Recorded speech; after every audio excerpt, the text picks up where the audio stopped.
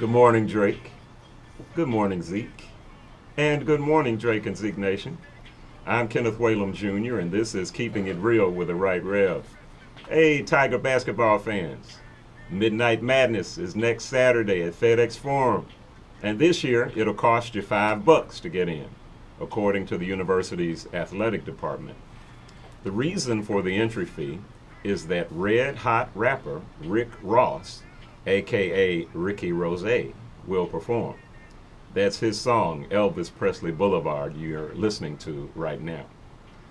You can purchase tickets at the U of M box office and at goldtigersgo.com and at the 5 Memphis area Wingstop restaurant locations. By the way, the Wingstop restaurants are all owned by Rick Ross, who was born right down the road in Coahoma County.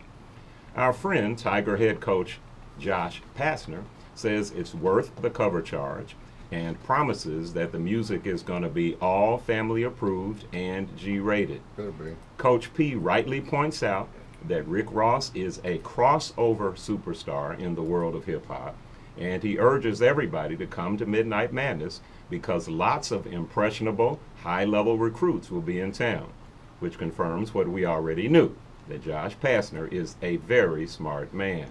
But commercial appeal columnist Jeff Calkins suggests that the real reason the U of M is charging an entry fee is to keep away an undesirable element. Calkins even implies that the hoodlums who perpetrated the Kroger beating and the melee near Central High School the other night are the ones who would come to Midnight Madness if there were no cover charge. But I've got a question for Jeff. What makes you think that whoever you're trying to exclude by charging $5 won't be able to pay $5? If the stereotypes are valid, the thugs will just rob somebody on their way to FedEx Forum and steal the $5. Yeah. And there is, of course, the unavoidable racial undertone to that whole line of reasoning. Hey, I've got an idea. Go ahead and charge the $5 for the tickets and ask Tiger fans to write their realistic solutions to youth violence on the back of the ticket. I guarantee we'll get better ideas than our politicians have come up with. Because if there's one thing we Memphis Tiger basketball fans love more than wishing race wasn't an issue, it's winning basketball games. And high-quality recruits win basketball games. I'm Kenneth Whalum Jr., and this has been Keeping It Real with the Right Rev. Follow me on Twitter at @KWhalum, and let's talk about it some more. And remember, if you can't beat them, Whalum.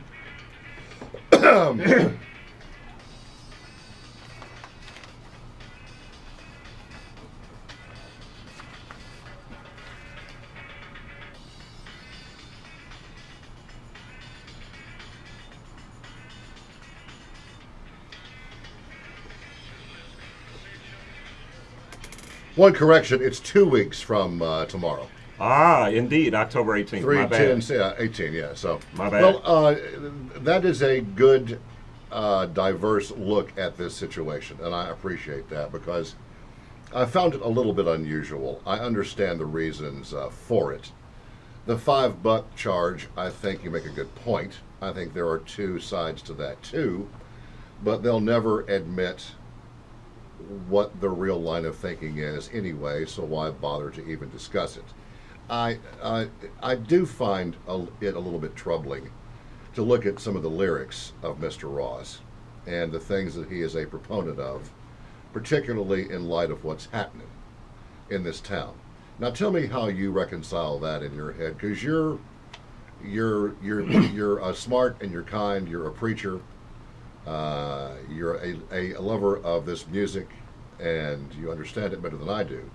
But I think that to try to put this into a family setting is an unusual compromise for the school and for Ross as well.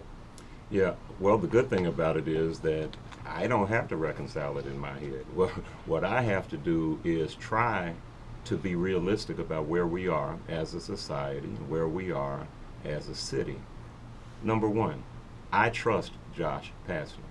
Josh Pastner is a man of impeccable integrity, impeccable character, and if he thinks that it's okay to bring Rick Ross in, I'm with Josh, number one. And Number the two. AD, I'm sure, had some say in this too. Number two, I'm so sick of hypocritical perspectives. How in the hell is it bad to have Rick Ross in, whose lyrics are truthful in terms of what people are really doing out here? Why is that bad? And it's okay for Mayor Warden to ignore a Supreme Court order for 4 years. Wrong is wrong, damn it. Period. We're hypocrites. That's number two. Number three, and this speaks to the racial undertones. I saw a TV interview last night. They were interviewing a student at University of Memphis about this whole deal. Yeah. It was a beautiful young white lady who was smiling, saying, "I love Rick Ross." Yeah. That blows me out of the water, man. It blows all of the stereotypes away.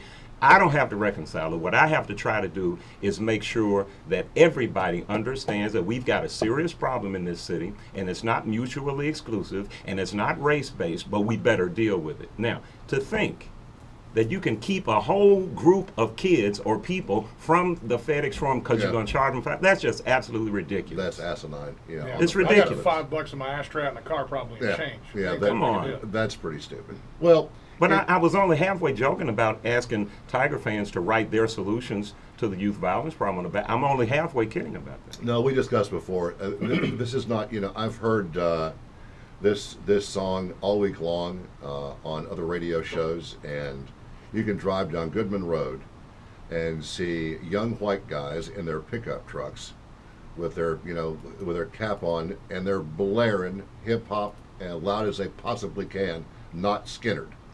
So it is dumb to assume that this guy is a one-dimensional cat, because he's not. Well, here's why. Here's why that reality exists, Drake, with regard to everybody across racial lines and class lines loving this music. It's the same reason rock and roll was so popular, even in light of the fact that parents and traditional culture hated it, because it speaks the truth. Yeah. That's all. It's an undesirable truth. It's a truth that we wish didn't exist, but it exists. And I'm not going to hate on them for that, man. Well, but that's again, a I good go point. back to Josh Pastner. If my friend Josh Pastner says, let's bring in Rick Ross so we can bring in some high-level recruits and we can win a national championship, I guarantee you, everybody who's got a problem with Rick Ross will be at the celebration parade when the Tigers win. That is a good perspective and a different one, and it makes sense. So, each to his own. Look at things before you overjudge, and there are 2 or 3 or 4 sides to every story. So Then there's the truth. oh, maybe not. Maybe the truth is lost. Well, but again, the truth is what is real.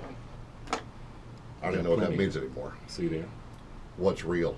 It's hard to define. Stacking What's your re- Skrilla. Check it. What is real is what is, man. What's real is the fact that these young people are cruising down Elvis Presley Boulevard while Priscilla and them make millions of dollars off the mansion. Yeah. It is what it is. Yeah. Truth is truth. Oh wow, man. Now I'm really confused. Hey, guess what? Hmm. Sheila is preaching Sunday. At your church? Absolutely. No, she's going to 11 a.m. cross. She's crossing the street to go work for the She's other going. guys. She's going to IC to do a She's Catholic rolling in mass. on spinners. What will her topic of discussion be? I don't know. She won't tell me ahead of time. She never will. She won't tell me. She'll be up there in that pulpit where you get up there and Yeah. cut up. Man, and every time she blows me away. I'm like, wow, who knew?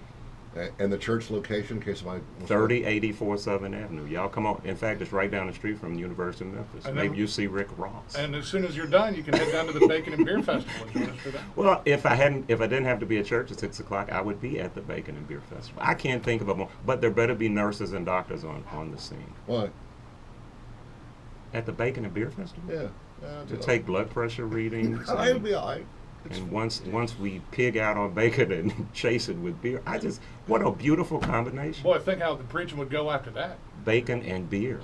Yeah. I love that. And I love that. And we won't take credit for it. I guess there won't be any Jews there. There won't be Or anybody there Muslims. but fat white people is what I'm thinking. I have no Be a idea. lot of Southern Baptists there. Everybody come on and eat some bacon and beer. It's really good for you. Bacon's optional for our Jewish Who friends. did I upset? Have I offended anyone? Who cares? It's Friday.